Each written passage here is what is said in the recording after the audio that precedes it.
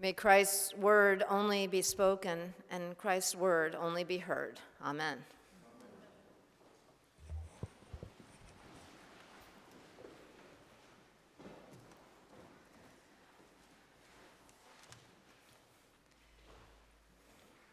I remember a friend telling me, how he went to New York City for a Broadway show that his mentor was acting in. He was an actor himself, this friend. So he went to New York City, saw this incredible production, marvelous performance, and then was invited backstage after the show to meet the whole cast. And then the whole cast went out, and he was invited to go along and share some amazing conversation. It was a truly exciting, great night for this friend. And then he caught a very late train going home. Must have been about 2 o'clock in the morning, and he got into an empty car, went all the way to the front of the car, sat down, but it didn't matter that the car was empty. His thoughts were so full, they were filling up the whole car. He thought, maybe I'll get a chance to act on Broadway myself, or I'm not sure, maybe I'll have a grand future seeming to stretch out before me. And then the train stopped at another station, and somebody got on. He couldn't see because he was facing forward, and walked the whole length of the car and sat right behind him.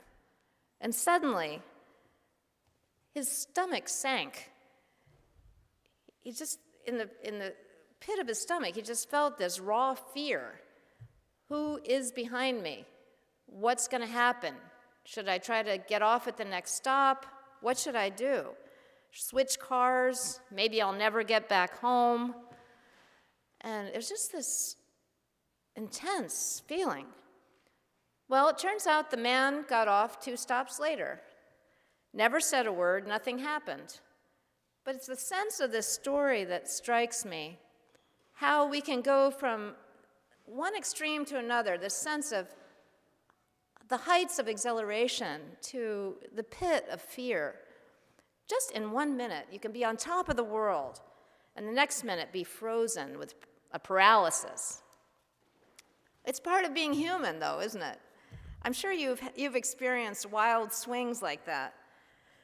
You can walk outside and see this magnificent cherry tree on our lawn, and then, something else happens in your day that is just terrible and makes you feel like your whole world is falling apart. My point is that human hope itself is that fragile. Have you ever noticed that? Our fear has the power to cast out hope. But God's hope for humankind, for us, is not fragile. It's not fragile. God's love has the power to cast out fear. And fortunately for us, God's hope finds its strength not in what we humans can do, but in the fact that it's God's hope, not ours. And God's hope and love are like this flowing stream in the lives of those who believe in God. It's always flowing, it's always accessible, that hope. So human hope is fragile, but the hope of those who believe in God, they are blessed because they've got access to God's hope. We, in church, we are like trees planted by the living streams of water. We have access to this wonderful, rushing love of God all the time, but we forget. This God who loves us so extravagantly, this God who created the world and all its wonder, the God who rules the world and the affairs of men and women even still, even today.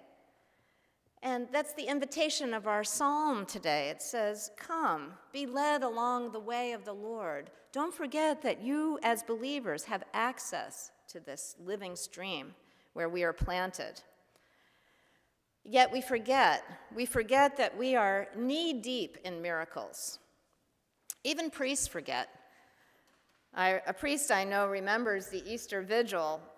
She finished late at night about a year ago. She came out of the city church she serves in Manhattan. And she was like, woo, I'm glad that Easter Vigil is over. Holy Week is almost over. I got to just get through the Easter service tomorrow. And she went down to the corner to catch her bus going uptown. And she was thinking, I'm pretty tired. I think I can make it. Just one more day, and then I'll have a few days off. And she walked over to the bus stop, and it was chilly. Finally, the bus pulled up, and the doors swung open, and this big burly bus driver says, "Are you ready for the miracle?" And she's like, "What?" And she was confused. She went to the back of the bus, she sat down, and she thought about it. Am I ready for the miracle? Suddenly it dawned on her, of course, the miracle. It was the dawning of Easter morning. And it was the miracle, the resurrection, the opportunity for all of humanity to have access to everlasting life.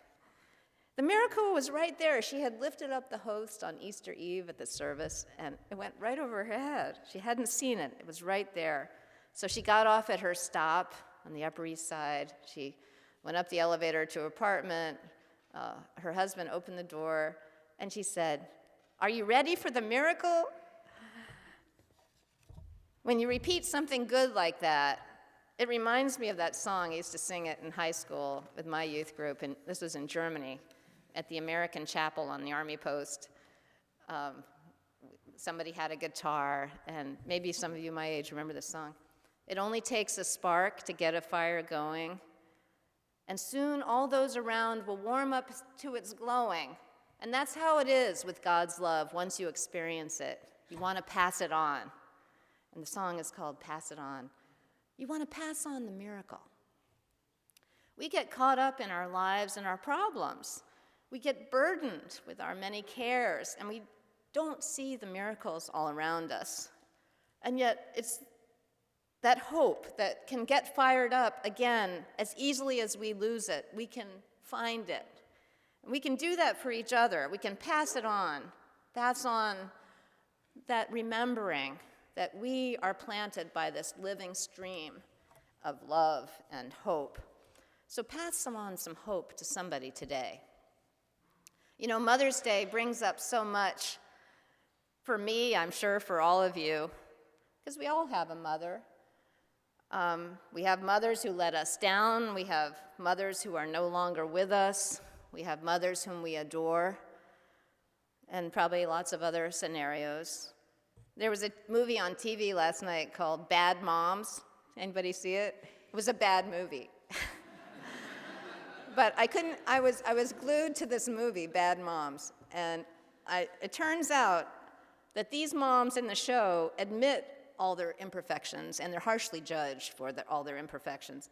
But the main thing is that these moms, and this is the moral of the story, these moms love their families despite not being perfect. So that's the main thing. On this Mother's Day, I'm remembering my mother. She lives in North Carolina. She can no longer speak, and it's hard to connect. It's harder and harder to connect with her. She remembers less and less, and I really miss her. One of the great gifts my mother gave me was teaching me how to pray. And I remember as a little 5-year-old being tucked in at bed at night, and we'd say that old prayer, "Now I lay me down to sleep. I pray the Lord my soul to keep," and so on. And then we'd pray for, God bless Mommy, God bless Daddy, and all my brothers, my sister, our pets, by name. And maybe you had a similar experience. And as I got older, we would expand those prayers. So now we were talking about our day, what was hard in our day, asking God for forgiveness, asking God for patience or strength or courage, all those intangible things that all of us really need to process our lives and to ask God for help and hope. So I paid attention to my mother's example, her singing and full voice in church, her kneeling in the pews. She leaned on God heavily, and God was there for her to lift her burdens and give her back her shining smile. It's how I learned that prayer makes me full of hope again. Today, my desire is that you all take home the knowledge that Jesus is praying for you constantly, one of the most amazing miracles when you think about it. That Jesus is praying for you and me right now. And that's what today's gospel is all about. It's the last night of Jesus' life. He's praying for his disciples. In other words, he's praying for the ones who believe. That's all of us. We are the believers. And he prays for us because he loves us despite our flaws and fragility. He asks God to protect us from the evil one. And he asks God to make us holy so that we can go out into the world as he did, as healers, as the holy ones, passing on hope, passing on that healing. You know, there are those times when we can't find the words to pray for ourselves, to pray on our own, or even to pray for those we love the most. Maybe we're tired, or maybe we don't know where to start, or maybe we just can't, for whatever reason. We can't do it. But we can take hold of the hope of this, that we are a community that Jesus prays for because he loves us so deeply. And we have to trust in that Jesus, his constancy, his steadfastness, his eternity, his truth. And when you try to absorb that or digest that, you really realize we are walking knee-deep in miracles. You know, the oldest songbook that the Bible has is the Psalter, and the very first psalm we heard this morning, we've been planted like a tree along the living stream of miracles. That is God's love for us.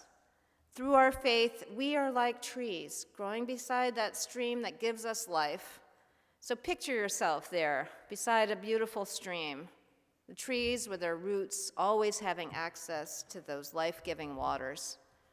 And ask yourself, what if we really trusted our lives to God's care? What if we really believed our church was in God's hands? When we are on that train of life, roaring fast down the tracks, we're going to swing from the heights of happiness to being small, frightened creatures.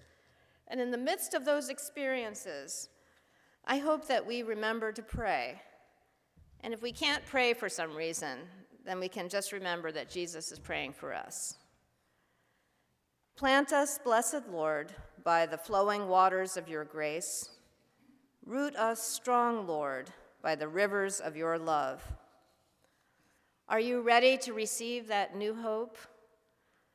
Are you ready for the miracle? Amen.